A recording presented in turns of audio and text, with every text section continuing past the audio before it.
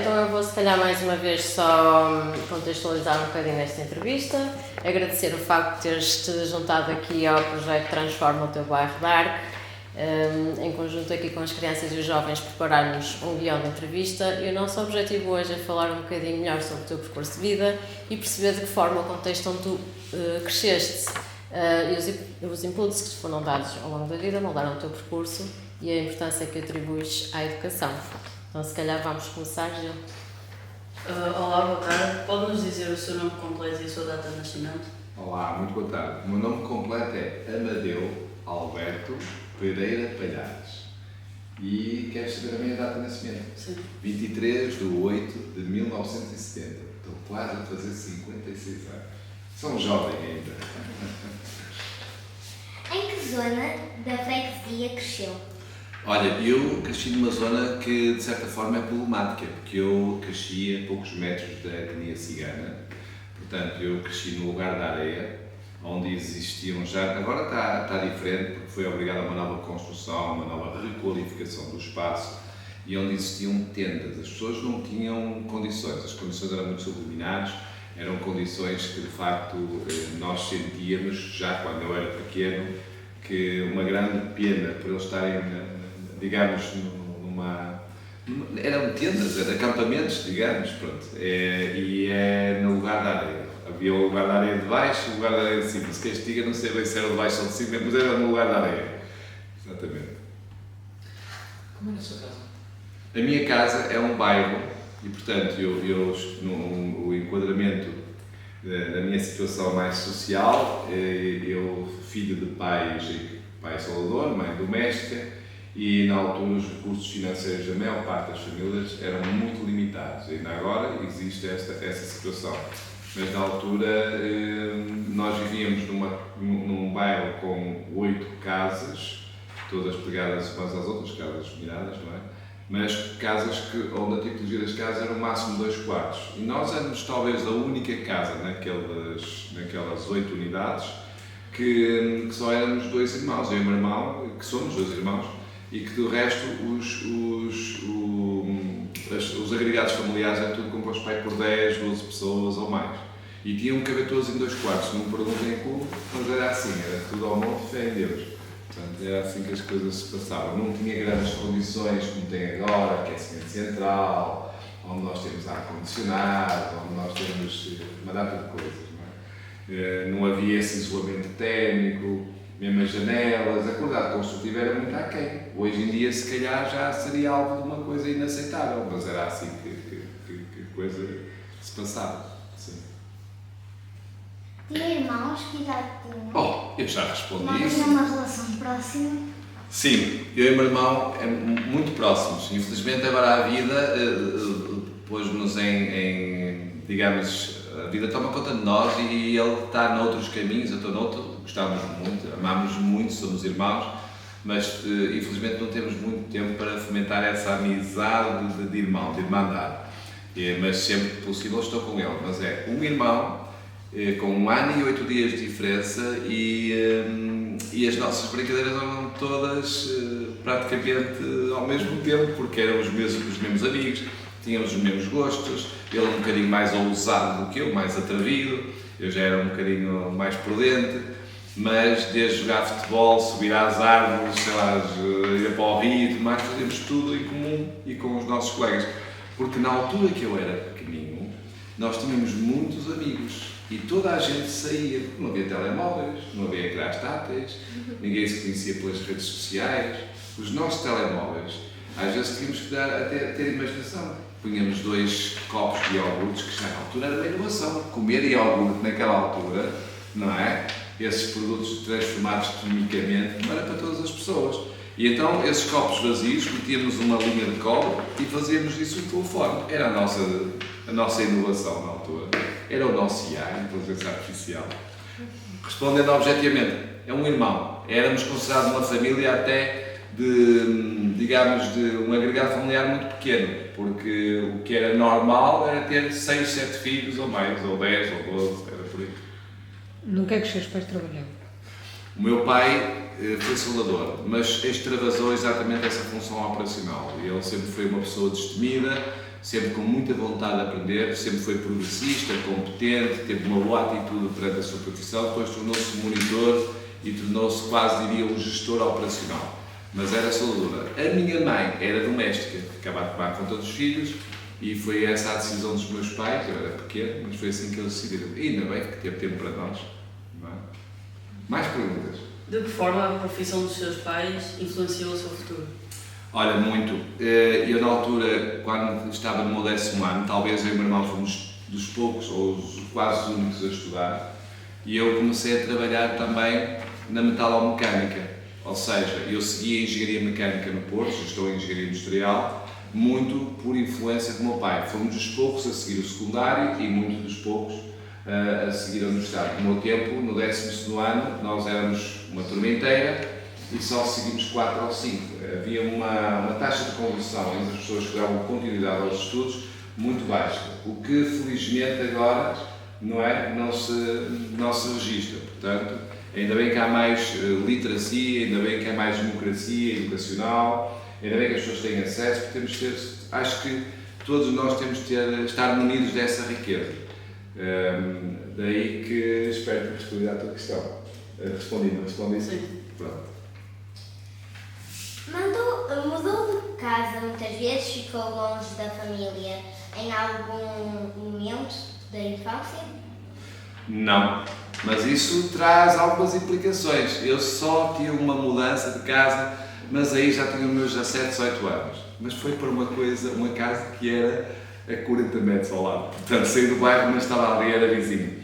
Por uma questão de obra, mais nada, foi durante um ano. E mesmo assim sentia falta daquela casa. Sabes que a casa, mais do que um edifício onde tu te revês, é ser um lar. E um lar tem muita história. Aquelas paredes falassem, contavam muitas alegrias, fui muito feliz. Eu acho que não vai ser tão tangível, não vai ser tão alcançável o grau de felicidade que eu sentia com as adversidades que agora a vida que nos confronta, não é? Porque quase não temos tempo para... Eu acho que na altura não era 24 horas, o dia devia ter para aí 100 horas, havia tempo para tudo. E eu senti essa assimetria exatamente quando fui a Moçambique há sensivelmente ano e meio. Senti que o tempo lá passa mais devagar. Desculpem lá aqui a minha expressão de mais devagar, porque o tempo é igual do teu lado. Eu sei que vocês vão se rir disto, mas espero que percebam o que eu quero dizer. O tempo passa muito rápido, nós somos multitask, somos multitarefas, queremos fazer muita coisa ao mesmo tempo, e é que isso não queremos, agora já somos obrigados a isso. Nós ocidentais temos uma pressão enorme sobre nós.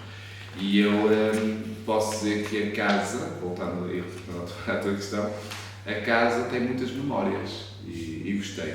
Foi um elevado grau de felicidade constante, acredita.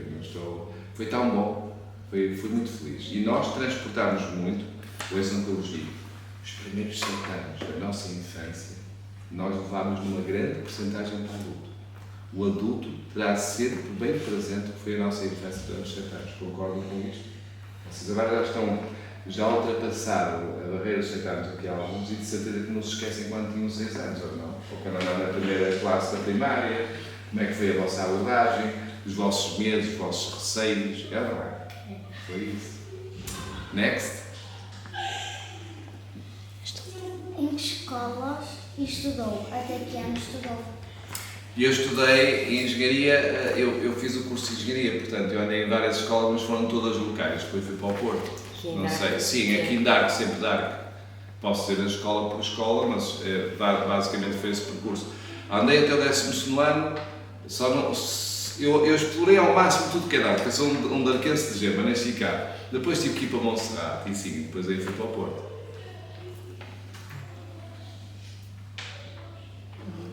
Enfrentou alguma dificuldade durante a infância ou o percurso escolar? De que forma isso o influenciou? Enfrentei bastantes, ao ponto de ter reprovado no 8º ano. Enfrentei porque era a falta de confiança. Quando eu transito, por exemplo, uns anos também de maior dificuldade, mas pronto, felizmente consegui transitar, foi quando passei da 4ª classe para o 5º ano. E já fui para Vieira, não sei se conhecem, a Frei Bartolomeu dos Matos. E eu ia pela linha de comboio. E nós que estávamos em dar, não tínhamos esta situação que vocês têm agora, mega logística do Viana, os autocarros, isto tudo, com horários, nada disso.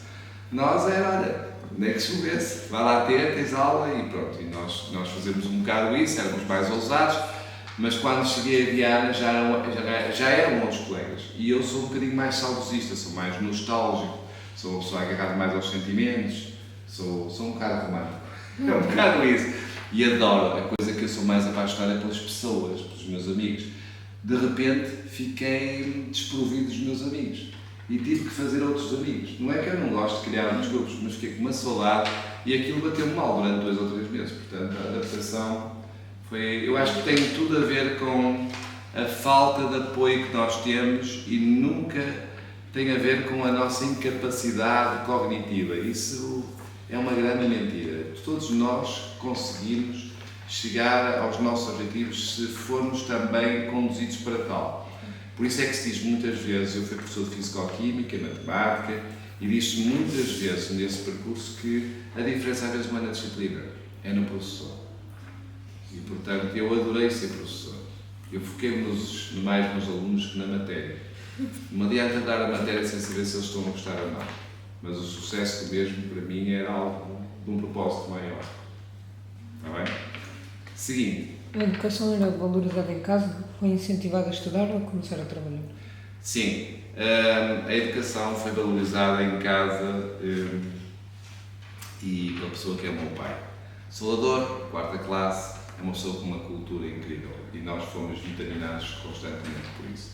Por conversas à mesa, fez com que a minha estrutura ou a minha validação académica enquanto profissional de engenharia mecânica, durante 7 anos andei a exercer, fosse mitigada até pela grande estrutura que eu tive ao nível digamos, da vida. A formação estrutural às vezes é tão ou mais importante do que a formação académica. Muitas vezes vemos gente que tem, de facto, uma licenciatura, tem um currículo, mas não tem a capacidade de liderança, não tem a comunicação. Eu sou meio padre a falar, se calhar, mas pronto, eu adoro falar, mas a verdade é que têm essa dificuldade, não conseguem passar a mensagem, porque lhes falta essa formação estrutural. E isso foi dado muito pelo meu pai. Obviamente com o apoio colateral da minha mãe também, nas suas lides domésticas, mas o meu pai ajudou-me bastante. Ajudou porque dava sempre, era o barómetro da vida, dava sempre digamos, o contexto social do mundo, do país, tentava preditar e conseguia prever isso. Se fôssemos por aquele caminho iríamos encontrar esta dificuldade, muito preocupado com os filhos e acima de tudo elevava aquilo que se chama um denominador comum, que é a educação. Era sempre algo que era a prioridade em casa. Next. Eduardo. Como passava o tempo quando era criança? Jogava futebol, tocava guitarra. E às vezes mudava um bocadinho, tocava guitarra e jogava futebol.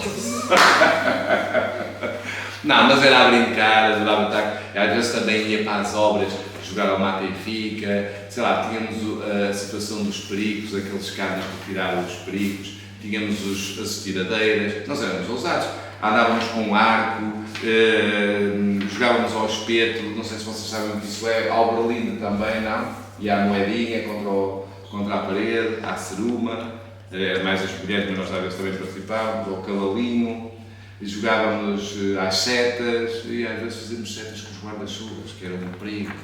Se eu soubesse que o meu filho iria incorrer nas mesmas brincadeiras que eu estive presente também, eu tremia, porque nós fazíamos de tudo. Nós fazíamos cabanas em cima das árvores que não havia nenhuma que se aguentasse, elas vinham todas cá abaixo.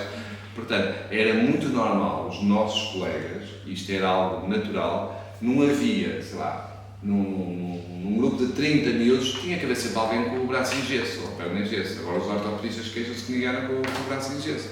Vocês andam todos nos ecrãs, não dão trabalho aos ortopedistas, é verdade.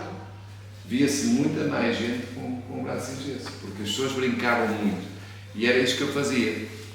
Como criança jogava futebol, inventávamos e tínhamos maiores, ou seja, com muito menores recursos, tínhamos muita intensidade no que fazíamos. Tínhamos uma vontade enorme, era louca, porque não havia campos de futebol, nós fazíamos as estradas paralelo, Só que chegávamos a casa lá, mas porrada, não é? Porque tínhamos estas calcinhas todas, imagina, de ganga todas rotas, calças novas, portanto tínhamos aquecimento depois do futebol. Era a nossa mãe, mas era isso, eram brincadeiras muito tradicionais. Eram giras, era incrível, era incrível. Nós, por acaso, eu às vezes digo isto, eu gostava muito que vocês tivessem sentido, e não pensem isto porque eu também já ouvi as pessoas mais velhas a falar isso, no nosso tempo, mas eu digo isto como eu sou de uma geração que tem a felicidade, eu há bocado não disse, mas eu sou responsável de uma empresa também de software, portanto eu também estou no digital, mas eu sou de uma geração que teve a felicidade de ter estas transições todas, não é? Eu vivi muito o mundo dos anos 80, porque já tinha 12, 13, a partir de 70 eram 10 anos, não é? Que já sentia isso. E tive essa felicidade, sim. Foi espetacular. Estás-nos a falar um bocadinho das atividades profissionais que tiveste, tanto o facto de seres professor, como tens a empresa, não é? Queres-nos falar um bocadinho da parte musical, como é que isso surgiu e de que forma é que isso entrou na tua vida e se tornou também parte do teu percurso profissional? Ok, eu aos 11 anos fui ter com um grande amigo meu, que é um amigo que eu tenho como família, e eu nunca tinha visto, ou pelo menos se calhar vi na televisão na altura, era preto e branco, não sei. E fui ter com ele, tinha 11 anos, e ele cantou uma música que disse, eu vou fazer uma música, não sei o quê, e eu nunca tinha, foi a primeira vez que eu tive a ver uma guitarra. E ele tocou-me guitarra, eu ouvi aquela harmonia e disse, eu adoro música, é isto que eu quero. E eu acho que não ouvi uma palavra do que ele disse. Eu fiquei completamente obcecado por aquele som, por aquele conjunto de sons, aquela harmonia, e disse, isto é tão bonito. Jamais a música teria a beleza se fosse só cantada, sem um acompanhamento instrumental. Como é que se toca aquele instrumento? E ele viu que eu estava tão siderado com aquilo, e mostrou-me a guitarra, e eu vou-vos dizer isso, eu deitei sangue pelos dedos. Eu toquei tudo, pensei que só tinha uma noite com aquela guitarra e quase não dormia, então fiz o primeiro acorde chamado Lá menor. Diz ele que eu fui a pessoa mais rápida a aprender acordes. Pudera, eu dedicava-me àquilo, era trabalho, não é? E então fui um Cristiano Ronaldo nos primeiros tempos na guitarra. Gostei tanto que depois fui aprendendo e então decidi ir para o conservatório, aqui na academia. À medida que ia em Viana, exatamente na Academia de Viana, pronto, que ainda era no BC9, no quartel, não é? À medida que eu ia desenvolvendo, depois também me requisitava para dar aulas. Recordo-me quando, em 1989, com 19 anos apenas, abriu a escola Carteado Mena e eu fui dar aulas com 19 anos. E não foi fácil, porque pronto, não tinha experiência, então fui dar educação musical. E gostei muito, continuo com a música, depois surgiu esta situação de estar ao final de 7 anos a exercer engenharia e dizer assim, não, eu gosto de música porque não consigo só estar em engenharia e música, e como é que eu hei de ligar uma coisa à outra? E foi aí que eu decidi transportar a engenharia ao serviço da música. Ou seja, por que não aplicar a engenharia na música tal qual como se aplica a engenharia na saúde? E foi o que eu fiz. Criei a minha própria empresa com procedimentos, com boa frente comercial, uma equipa coesa, ter aqui uma abordagem diferente ao mercado também, perceber quais são as lacunas do mercado e então, conhecendo o processo que é a música, juntei a engenharia com o rigor da engenharia e fiz a engenharia financeira para mim. Criei a empresa e pronto, e apostei na gestão. Daí que eu deixei de trabalhar por conta de outrem e passei a ser escravo. Está bem? Mas foi isso. Portanto, fiz academia, fiz o conservatório, ao mesmo tempo que a engenharia. Quando acabei o 5º ano, acabei também de engenharia, acabei também o 8º grau no conservatório e depois juntei as duas. Aos 31 anos fiz questão, depois de estar desde os 23, 24, quando eu me lancei ao mercado, cheguei a um ponto que eu disse, eu não consigo estar com uma coisa sem outra. Eu acho. Atualmente mantém uma relação próxima com a sua família? Sim, não tanto como eu gostaria. Não, eu estou a... É assim, os tempos de agora, eu acho que vocês estão a sentir isso. Nós temos muitas obrigações, não é? Temos muita coisa, parece que o tempo nos foge e então não, parece que não existe disponibilidade, não existe aquela janela horária que nós gostaríamos de ter para estar com a nossa família, mas faça o possível. Pelo menos uma vez por semana, almoçar, jantar, visitar os meus tios, convidá-los para os eventos aqui na CIR, na Sociedade de Arco, que ainda não falei nisso, estou muito conotado com isso, não é? Sim, mas a família, também devo dizer, não tenho pejo a dizer isso, é quem nós também escolhemos, são os nossos amigos. Os amigos, eu não seria, eu acho que teria aqui falta, se eu não falasse nisso, não seria a mesma pessoa se não fossem também os meus amigos. Há amigos que somos nós que escolhemos, são a verdadeira família. Vocês podem ter primos afastados da vossa família, mas vocês até nem convivem com eles, não é? No entanto, tens amigas com quem tu convives e que tens ali um ciclo de maturação de pai de um ano e que às vezes representa mais que uma vida inteira de alguns familiares afastados. Não tem nada a ver, portanto, é um conjunto desses fatores. Queres aproveitar agora que falaste na CIRD e na importância dos amigos para vai nos dar uma falar entrevista. em que parte é que da tua vida é que surge esta vertente associativa? Sim. E porque é que te diz tanto a CIRD e esta parte de associativismo? Ok. Um antigo dirigente da CIRD em 2001, convidou-me, eu estava com uma loja pequeninha na Cidade Nova, convidou-me para dar aulas aqui como professor de música. E eu disse-lhe que não iria abandonar a minha empresa, porque tinha sido uma coisa pequeninha, só tinha na altura 30, 40 alunos. Eu nem sei se até acho que tinha também alguns colegas, outros é familiar, o Daniel era um deles na altura. E o que é que se passa? Eu disse, olha, eu posso abrir uma escola na CIRD e fica à exploração, porque eles estavam a pensar atribuir-me a mim 400 euros.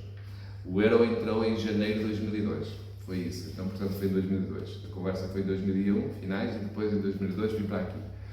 E vocês não se preocupam com nada, eu faço a gestão administrativa, pedagógica, financeira, cultural da escola e vocês não têm que se preocupar. E ainda vos dou dividendos culturais, portanto, participo ativamente no enriquecimento do plano de atividades e vocês ficam todos a ganhar. E esta parceria foi espetacular, porque a CIRD, na altura, estava a ter uma despesa enorme com professores de música e tinham só 12 ou 13 alunos, não tinham mais. A verdade é que foi um sucesso. Vim para cá e atingimos um pico de alunos à volta de 249 alunos aqui. Porquê? Qual foi a estratégia? Qual foi a receita? Os alunos estavam a pagar 11 euros por mês. E eu disse que com 11 euros por mês não se consegue captar um corpo docente multidisciplinar para aqui para a escola, para o projeto educativo. Só se poderia conseguir se tivesse qualidade. E havendo qualidade, eu estaria a pensar, e na altura coloquei a 42 euros, de 11 para 42, que é uma diferença enorme. E fui logo criticado pela direção. Você não vai ter aluno nenhum. Olha, comecei a ter muitos alunos. Porquê? Conseguiu-se dar aulas personalizadas, com um bom plano de estudos para os alunos, audições, avaliações. Foi tudo muito mais fluido e com um padrão de qualidade também diferente. A qualidade, por si só, chama pessoas. E eu não conseguia nunca, jamais chamar professores habilitados para dar instrumentos se não fossem também devidamente pagos, pelo menos o aceitavam. E foi isso que aconteceu. Depois, passado 2 anos, eles viram que eu era uma pessoa que era ativa e tudo mais, convidaram-me para a direção. E eu tenho esta costela, adoro ajudar, adoro mesmo. Prejudico muitas vezes, às vezes nem penso, sou irracional nisso, mas tem que ser. Eu digo que isto nem é irracionalidade, é bondade, se calhar. E a verdade é que a CIRD está mesmo num sítio que é necessário. Tomar a CIRD até ter um edifício do dobro da sua dimensão, porque a população de Dark é uma população muito fragmentada, muito dividida. Nós temos vários bairros aqui, ok?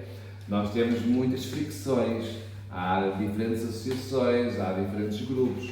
E eu acho que a cultura é de facto o tabuleiro de estabilidade para essa gente toda. Porque vem, primeiro, não é, digamos, não cria rupturas como cria o clubismo, ou às vezes o futebol, ou às vezes nada contra o futebol, o desporto é bem-vindo. Mas a verdade é que a música é uma linguagem de uma harmonia total. E nós começámos a dar espetáculos, começámos a diversificar também o que era a programação cultural, não ser só música, mas sim teatro, dança, escultura, literatura, grafites, pintura, tertúlias, nós fazíamos de tudo e os jovens reconheceram-se com a programação da CIL. Tanto é que eu tenho várias pessoas agora com os seus 30 e tais que foram muito felizes aqui na CIL, porque perceberam que isto não era só folclore e fado. E nós não temos essa visão redutora e gostaria muito que os outros, aliás, em pequenas tertúlias que já ouvem das associações, todos façam ser, pensem nas associações na ótica dos jovens, é importante, é o papel principal. Eu sei que vocês gostam de fado, gostam de fazer jantaradas para os reformados, gostam, nada contra, é desejável é que seja tudo, tem que ser uma visão holística, geral das coisas. E acho que a CIR tem conseguido isso. A CIR, os últimos 6 anos esteve parada por questões de requalificação, mas agora estamos a revitalizar em força. Desde março até agora já fizemos 36 eventos. É loucura, não é? Portanto, eu adoro a CIR, que adoro pessoas. Nós também. Letícia. De que forma acredita que a educação pode influenciar a sociedade e o mundo? Repara que sem essa questão, Letícia, eu sem tu me perguntares isto, já foi dizendo, já foi respondendo à tua questão. A educação para mim, é o mais importante. A educação é a maior riqueza de uma pessoa, porque nós somos educação. Se houvesse, de facto, uma aposta maior, mesmo ao nível do país, do nosso governo, na educação, que tem tentado preconizar essa situação, não é? Uniformizar, ser mais democrata, mas temos o problema da interioridade, temos outros problemas, mas a educação é um papel principal para mitigar os problemas de uma sociedade que hoje temos. Nós temos uma sociedade com elevadas assimetrias socioeconómicas, com elevadas assimetrias também comportamentais, muito devido a que a educação não chega da mesma forma, da mesma maneira. Não é fácil. Isto é muito bonito o que eu estou a dizer, mas também não é fácil. É um papel muito complexo, mas que deve ser o nosso foco, eu não tenho a menor dúvida. A educação é, de facto, a estrutura da nossa sociedade, não é? E que depois tem consequências ao nível social, sem dúvida. Podemos só fazer uma última pergunta que surgiu dos meninos, eu acho que é muito interessante. Eduarda. Preferia ser jovem, como antigamente, ou adulto, como é hoje? E porquê? Eu acho que é mesmo assim, temos que aceitar. Mas eu vou-te responder, sem vergonha. Gostava de saber o que sei agora e ter menos 20 ou 30 anos, isso gostava. Mas também entendo que vocês estão num mundo desafiante. E quando digo desafiante é que de facto existem desafios que nós não sabemos. Nós na altura tínhamos alguma estabilidade e conseguíamos prever o que ia acontecer ali a 5, 10 anos, o comportamento da sociedade. Agora não. Agora escreve-se história em 4, 5 anos do que não se escrevia em 30 anos. Vocês que estão todos aqui a olhar para mim, acreditem, vai haver grandes mudanças. E eu repito, vai haver grandes mudanças até 2030, daqui a 3, 4 anos. Ainda não estou a ler o semanário, o Expresso, vi as mudanças que vai haver ao nível da saúde. Esta situação até dessas patologias já identificadas, mesmo ao nível de cancro e tudo mais, estas coisas vão ser todas mitigadas, vão ser todas preditadas, digamos. Vai-se conseguir perceber o que é que, através da inteligência artificial, que há células que têm uma propensão cancerígena e que já se conseguem por via da prevenção e conseguir anular e cancelar. Ouçam, às vezes nós dizemos isso, não sei se já ouviram, se os nossos avós viessem ao mundo, eu acho que eles queriam se deitar outra vez lá no túmulo porque assustavam-se, não é? Era um bocado isso. Portanto, o que eu preferia mesmo é que o mundo fosse mais justo e que vocês, e não seria justo eu agora poder reverter a minha idade, claro que não. Eu acho que tenho uma bagagem cheia de coisas boas, não é? E acho que temos que dar a oportunidade a novas gerações, mas acima de tudo que sejamos felizes. Mais do que possuir muitas coisas, estamos num mundo materialista, é que a gente usufrua daquilo que tem, dos amigos, tenha tempo, conviver, Não vale a pena tu teres muita coisa quando não usufruis disso. Hoje em dia estamos numa sociedade de consumo que nos faz ser um bocadinho plásticos, entendem o que eu quero dizer? Queremos muito, não é? Queremos muito de tudo. Não, vocês não sentem isso? E temos muita publicidade, então a mãe quer aquilo, então no Natal às vezes pisamos metade do chão nas casas de Natal, é tudo cheio de prendas. Parece que temos uma obrigação de dar prendas a tudo e a todos. Gostava que as coisas fossem mais simples. E olha que eu tenho uma loja comercial e gosto muito bem de vender no Natal. Mas aquilo que seria a época mais alegre da minha vida, que foi, eu agora olho para o Natal de outra forma, que infelizmente não vejo da mesma forma. Mas pronto, desculpa lá, fugi à tua questão. Sim, gostei da minha juventude, gosto da idade que tenho, mas não a posso reverter por uma questão de justiça. Mas tenho a bagagem cheia de coisas boas, sim senhor.